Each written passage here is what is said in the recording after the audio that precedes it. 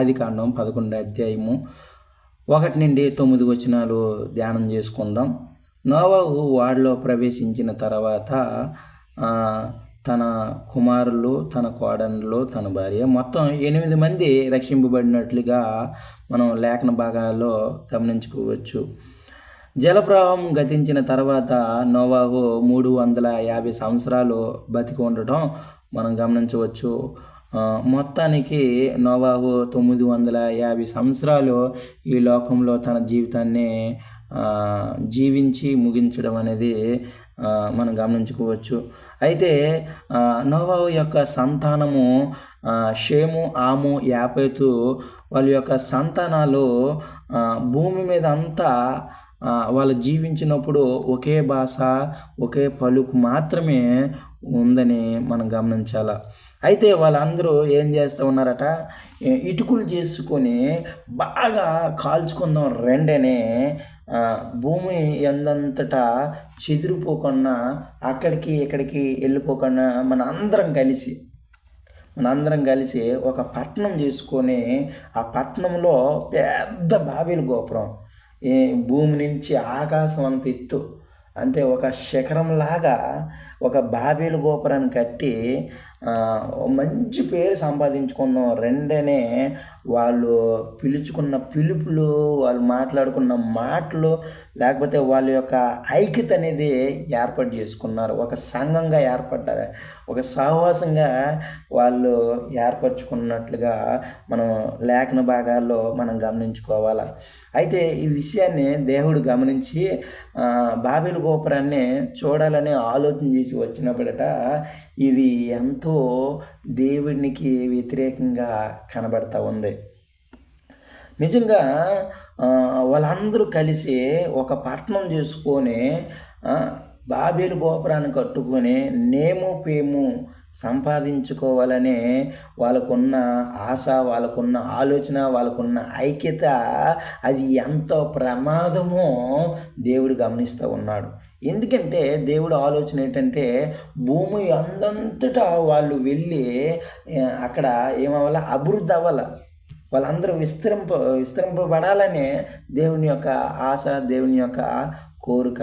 కానీ వీళ్ళు ఏం చేస్తూ ఉన్నారట, భూమి మీద అంతా చెదిరిపోకన్నా, భూమి ఎందంతటా వెళ్ళిపోకన్నా, ఎక్కడెక్కడో జీవించే దానికన్నా ఒక పట్టణం మనమే తయారు చేసుకొని ఆ పట్టణంలోనే బాబేలు గోపురాన్ని కట్టుకుందాము, నేము పేము ధనాన్ని సంపదని సంపాదించుకొని ఇక్కడే తండాగా ఉందామని ఆలోచన చేస్తూ ఉన్నారు. అయితే దేవునికి వ్యతిరేకమైన ఐక్యత అనేది ఇప్పుడు ప్రమాదం కాకపోవచ్చు, కానీ భవిష్యత్తులో అది ఎంతో ప్రమాదము పొంచి ఉన్నదని మనం గమనించాలి. ఎందుకంటే వాళ్ళకి అర్థం అవట్లే. నిజంగా నోవహు జలప్రవాహం తర్వాత, లేకపోతే నోవహు మరణించిన తర్వాత షేము, ఆము, యాపేతు యొక్క సంతానము ఇలాగా ఎందుకు ఆలోచన చేశారో మనకు అర్థం అవ్వట్లే. ఎందుకంటే దేవునికి వ్యతిరేకమైన ఐక్యత అనేది ఇప్పుడు ప్రమాదం కాకపోవచ్చు, కానీ భవిష్యత్తులో ఎంతో ప్రమాదం ఉందని మనం జ్ఞాపకం చేసుకోవాలి. దేవునికి వ్యతిరేకమైన జ్ఞానము, దేవునికి వ్యతిరేకమైన బలము, దేవునికి వ్యతిరేకమైన సహవాసము అది ఇప్పుడు కూడా ప్రమాదమే. ఈరోజు ఏదో హాయిగా తండాగా వెళ్ళిపోవచ్చు, కానీ భవిష్యత్తు దినాలలో అది ఎంతో ప్రమాదమని మనం గుర్తెరగాల. ఎందుకంటే అప్పట్లో లూసిఫర్ కూడా దేవునితో ఉంటే, దేవుడిని ఆరాధిస్తూనే, దేవుని సన్నిధిలో పాటలు పాడుతూనే, దేవుని సన్నిధిలో ఉంటేనే దేవునికి వ్యతిరేకమైన ఆలోచన చేస్తూ వచ్చాడు.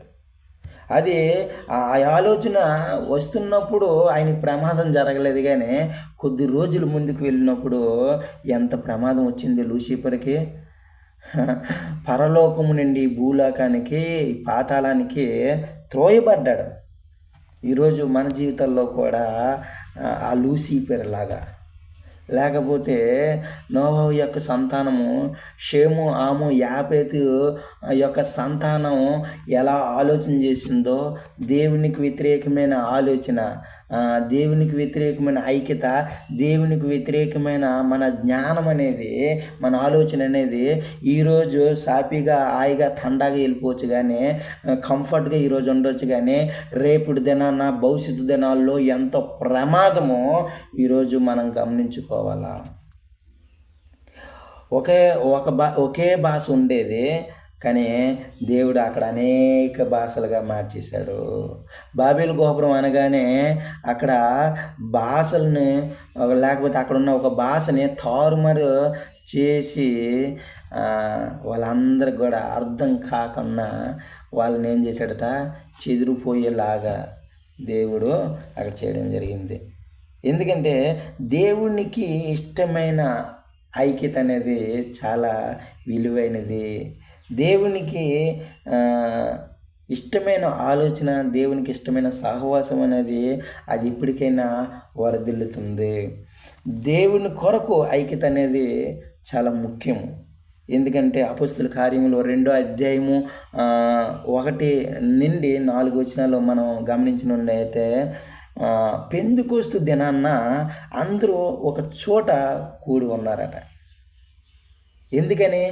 యేసుక్రీస్తు వారు ఈ లోకంలో 33.5 సంవత్సరాలు జీవించారు. 3.5 సంవత్సరాలు తన పరిచర్య తండ్రి చిత్తం చేయడానికి ఆయన ఎంతగానో ఇష్టపడ్డాడు. ఇష్టపడిన తర్వాత యేసుక్రీస్తు వారు సిలువలో మరణించి 3వ దినాన పునరుద్ధానుడిగా ఆయన మరలా లేచి మరణాన్ని జయించి మృత్యుంజయుడిగా లేచిన ఆయన 500 మందికి కనబడి, లేకపోతే ఆయన ఏర్పరిచిన శిష్యులకు కనబడి ఆయన వాగ్దానం చేస్తూ ఉన్నాడు.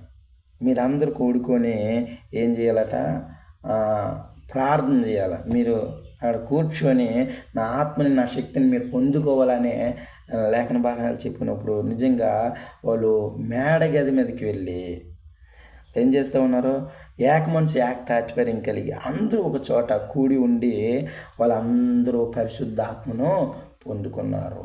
తండ్రి చిత్తం చేస్తూ ఉన్నారు. మీరు అందరు కలిసి ఏక మనసు ఏక తాత్పర్యంతో యేసు నామములో మీరు ప్రార్థన చేస్తే పరిశుద్ధాత్మను మీరు పొందుకుంటారు అన్నప్పుడు వాళ్ళందరూ కూడా దేవునికి వ్యతిరేకమైన ఆలోచన చేయలే.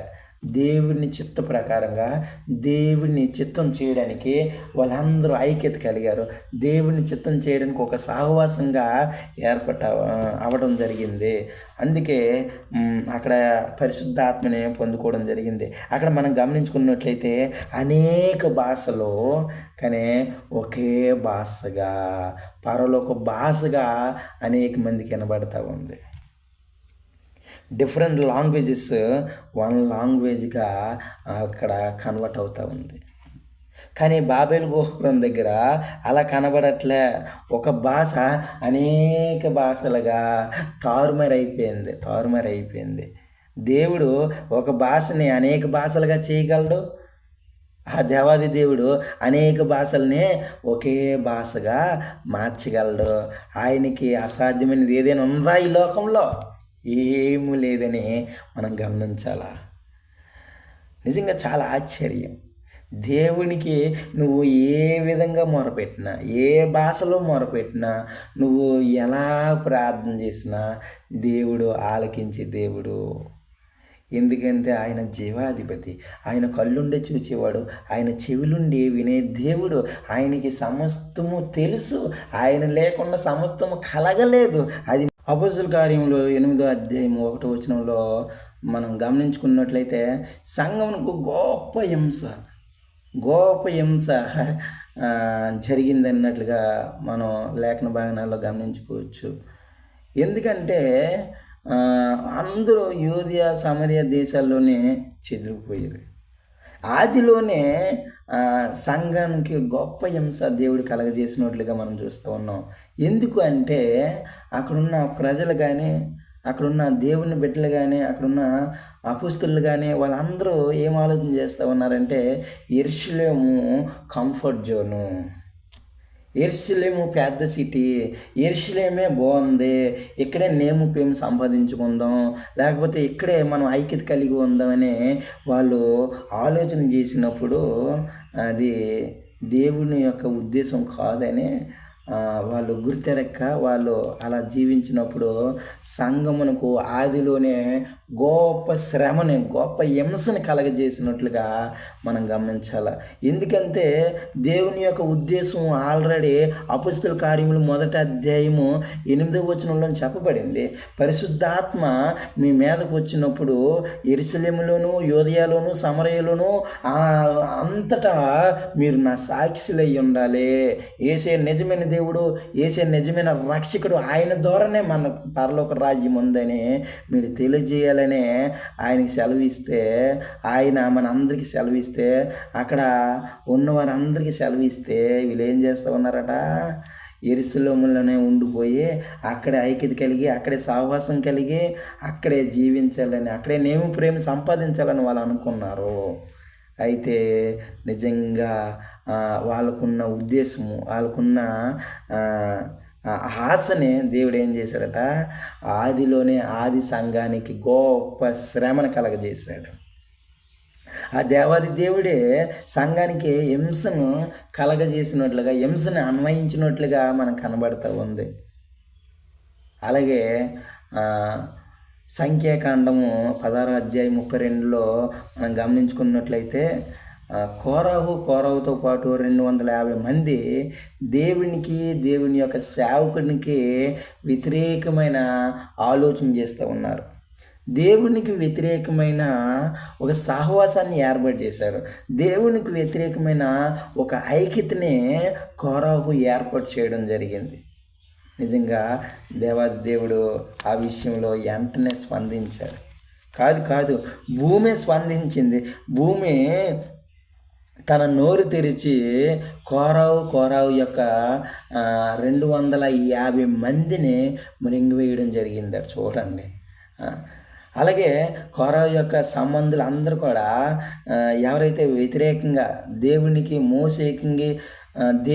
మోసేకి వ్యతిరేకంగా ఆలోచన చేశారో, దేవునికి వ్యతిరేకమైన ఐక్యత కలిగి ఉన్నారో, వారందరూ కూడా సమాజంలో ఉండకన్నా నశించిరి అనే లేఖన భాగనాలు సెలవిస్తూ ఉన్నాయి. ఈరోజు మనం గమనించాల, దేవునికి వ్యతిరేకమైన ఏ ఆయుధము కూడా వరదిల్లదు.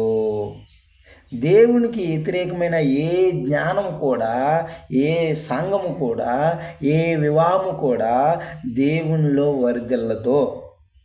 ఎందుకంటే దేవునికి చిత్తము కానిది అది ఈరోజు సాఫీగా కంఫర్ట్గా ఉండొచ్చు, కానీ అది రేపటి దినాన, రాబోయే దినాల్లో మీకు శ్రమ, మీకు గొప్ప హింస రాబోతుంది. ప్రభు క్రీస్తు నామములో నేను చెప్తా ఉన్నాను, దేవునికి వ్యతిరేకమైన ఆలోచన, దేవునికి వ్యతిరేకమైన నీ యొక్క ప్రయత్నము, దేవునికి వ్యతిరేకమైన నీ వివాహము, దేవునికి వ్యతిరేకమైన నీ సంఘము, నీ ఆలోచన, నీ బలము, అది ఈరోజు కంఫర్ట్గా వెళ్ళిపోవచ్చేమో, కానీ ఈరోజు అందరూ మెచ్చుకోవచ్చేమో, కానీ రేపుటి దినాన్న, భవిష్యత్తు దినాల్లో అది వరదెల్లదో.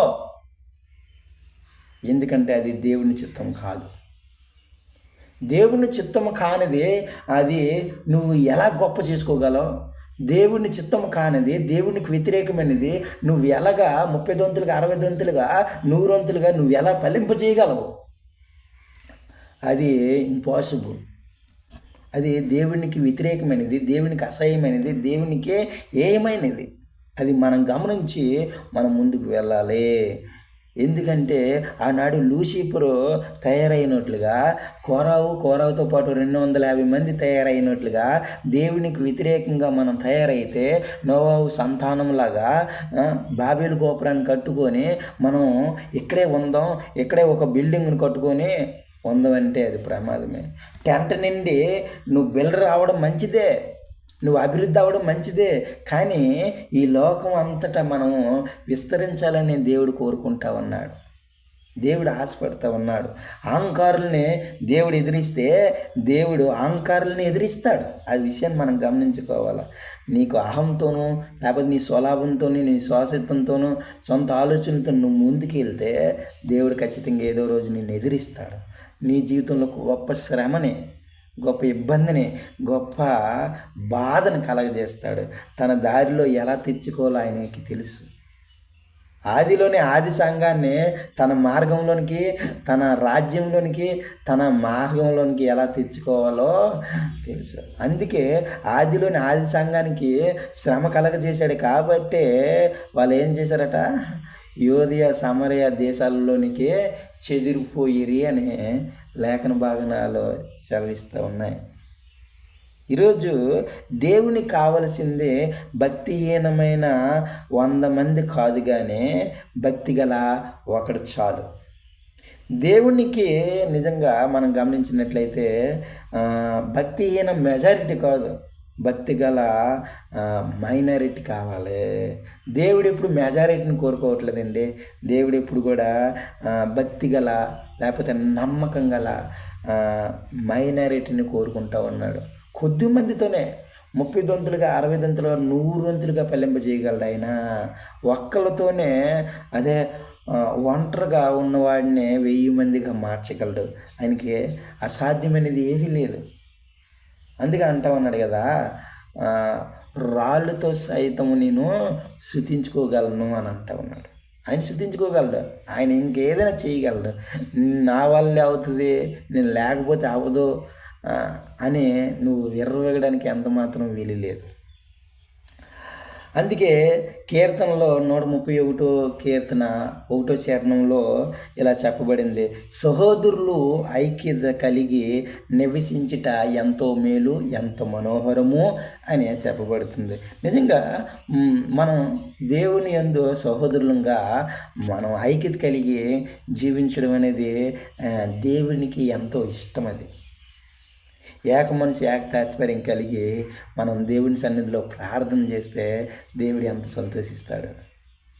ఏక మనసు ఏక తాత్పర్యం కలిగి దేవుని సంఘాన్ని అభివృద్ధి పరిస్తే, ఏక మనసు ఏక తాత్పర్యం కలిగి మనం దేవుడిని చిత్తం చేస్తే, దేవునిలో ఐక్యత కలిగి మనము ముందుకు వెళ్తే దేవుడు మనల్ని ఎంతగా ఆశీర్వదిస్తాడో, మన జీవితాల్లో ఎన్నో మేలులు చేయడానికి, ఎంతగానో దీవించడానికి ఆయన ఇష్టపడతాడు.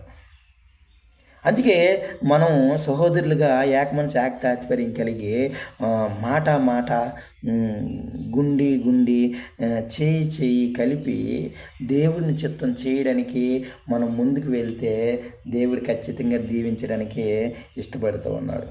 కానీ మనము నోవాహు యొక్క సంతానములాగా, షేము ఆము యాపేతు సంతానములాగా బాబేలు గోపురం కట్టి మనం అక్కడే ఉండిపోదాం, అక్కడే చచ్చిపోదాం, నేము ప్రేమ సంపాదించుకుందాం, ఇంకెక్కడికి వెళ్ళొద్దు, ఇంకెక్కడికి మనం వద్దు, మనం ఎక్కడే జీవిద్దాం అని ఆలోచన చేస్తే, దేవునికి వ్యతిరేకమైన ఆలోచన చేస్తే, దేవునికి వ్యతిరేకమైన ఆలోచన మనలోనికి వస్తే అది ఎంతో ప్రమాదము.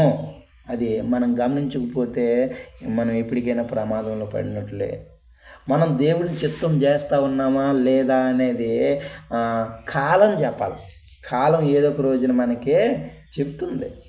ఈరోజు నీ సొంత ఆలోచనతో, నీ స్వలాభంతో నువ్వు ముందుకు వెళ్ళిపోవచ్చు.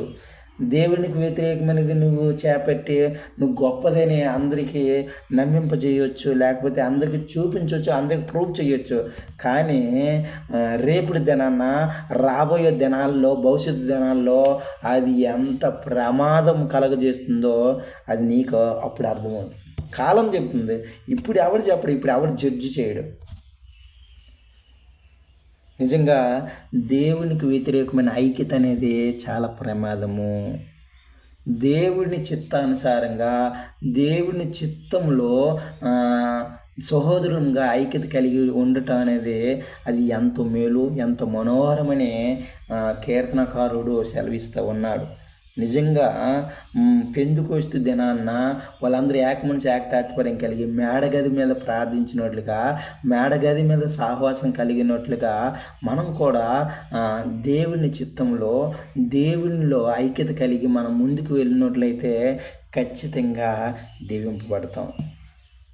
అలా కాదు అని నీ ఉద్దేశ ప్రకారంగా, నీ ఆలోచన ప్రకారంగా, మన ఆలోచన ప్రకారంగా దేవునికి వ్యతిరేకంగా, దేవునికి తిరుగుబాటు చేస్తూ, దేవునికి ఆయాసకరంగా నువ్వేదైనా చేపడితే, ఏదైనా ప్రయత్నం చేస్తే అది వర్ధిల్లదు.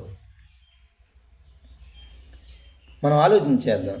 దేవునికి వ్యతిరేకమైన జ్ఞానము, దేవునికి వ్యతిరేకమైన ఆలోచన, దేవునికి వ్యతిరేకమైన సహవాసము ఎప్పుడు కూడా అది వర్ధిల్లదు. యేసు నామములో చెప్తున్నాను, ఇది శాపం కాదు.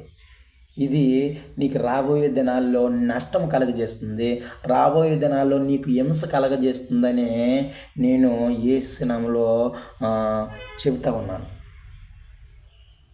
ఎందుకంటే నోవాహు సంతానం కంటే మనం ఎక్కువేం కాదు.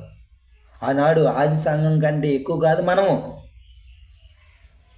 నోవాహు సంతానాన్నే దేవుడు తునీకరిస్తూ ఉన్నాడు. ఆది సంఘాన్నే దేవుడు తునీకరిస్తూ ఉన్నాడు. ఎందుకనే దేవుని చిత్తానికి వ్యతిరేకంగా ఎవరు ఐక్యత కలిగజేసినా, దేవుని చిత్తానికి వ్యతిరేకంగా ఎవరు ప్రయత్నించినా, దేవుని చిత్తానికి ఎవరు ఐక్యత కలిగి జీవించినా వాళ్ళందరినీ దేవుడు తునీకరిస్తూ ఉన్నాడు. వాళ్ళందరికీ గొప్ప శ్రమను కలుగజేస్తూ ఉన్నాడు. వాళ్ళందరికీ ఇబ్బందులు కలుగజేస్తూ ఉన్నాడు. ఎందుకంటే దేవునికి వ్యతిరేకమైన ఆలోచనలో ప్రమాదం ఉంది. దేవునికి వ్యతిరేకమైన ఐక్యతలో ఎంతో ప్రమాదం పొంచి ఉన్నదని దేవునికి తెలుసు.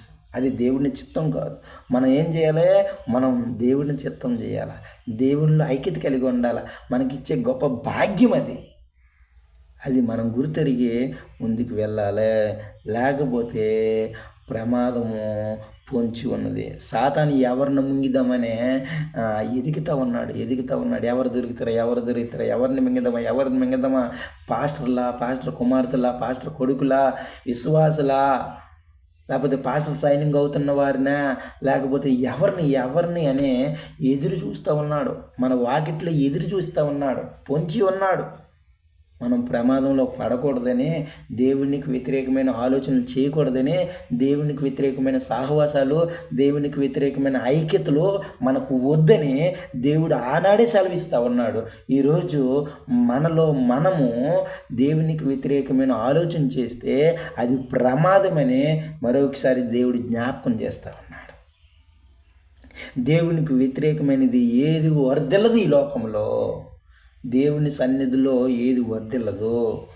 దేవునికి వ్యతిరేకమైన ఆలోచన, దేవునికి వ్యతిరేకమైన వివాహము, దేవునికి వ్యతిరేకమైన ఏ ఆయుధము, దేవునికి వ్యతిరేకమైన ఏ మనుషుడు కూడా, ఏ శక్తి కూడా, ఏ బలము కూడా, ఏ రాజు కూడా, ఏ మంత్రి కూడా ఈ లోకంలో వర్ధిల్లడు. ఏదో ఒక రోజున గొప్ప హింస పొందబోతూ ఉన్నాడు.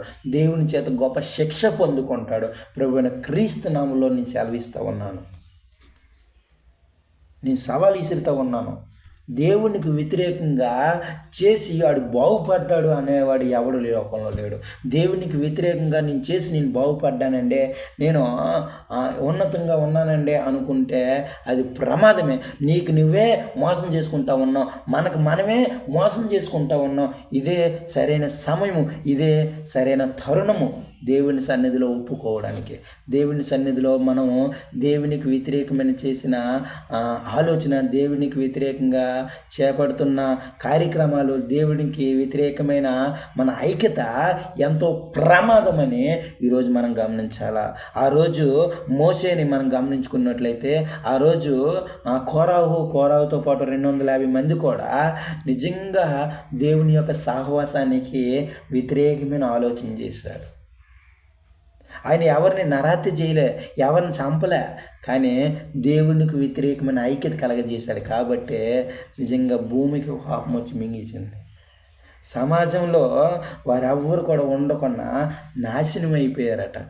ఈరోజు మనం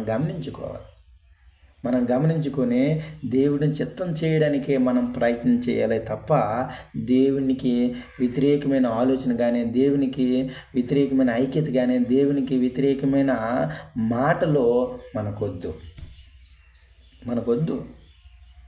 దేవునికి మెజారిటీ వద్దు, మైనారిటీ కావాలి. దేవునికి భక్తిహీనులు కాదు, భక్తిపరులు కావాలి. దేవునికి నమ్మకస్తులు కావాలా, దేవుని చిత్తం చేసేవారు కావాలా. దేవునికి దేవుని చిత్తం చేయవారు కావాలి. దేవునికి 100 మంది వ్యతిరేకం చేసేవాళ్ళు కాదు. దేవుని చిత్తం చేసేవాళ్ళు ఒకరు కావాలి. ఈరోజు మనం ఆదికాండం 11 అధ్యాయము ద్వారా బాబేలు గోపురం ద్వారా మనం నేర్చుకోవాల్సింది ఏంటంటే దేవునికి వ్యతిరేకమైన ఐక్యత ఎంతో ప్రమాదమని మనం నేర్చుకోవాలా.